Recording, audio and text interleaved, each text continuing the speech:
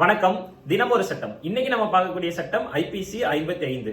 IBC 55 எதை பத்தி சொல்ல வருதுன்னா, ஒரு சிறைவாசி, அதாவது ஒரு குற்றவாளிக்கு ஆயுள் தண்டனை கொடுத்துறாங்க. ஆயுள் தண்டனைனா அவங்க வாழ்க்கை முழுவதுமே சிறையிலே கழிக்கணும். அதுதான் ஆயுள் தண்டனை.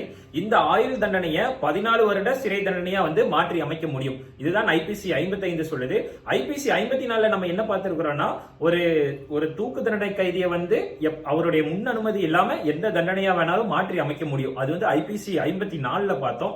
இந்த ஐபிசி 55 என்ன சொல்லுதுன்னா, ஒரு ஆயுள் கைதியை 14 வருட சிறை கைதியா மாற்றி அமைக்கிறது தான் ஐபிசி 55 படி மாற்றி அமைக்கலாம். அதாவது முன் அனுமதி ஒரு சிறைவாசி கிட்ட கேட்கணுமா அப்படிங்கிற இது எந்த சட்டத்திலையுமே இல்ல. ஏன்னா அது நம்ம ஐபிசி 54 பார்த்திருப்போம்.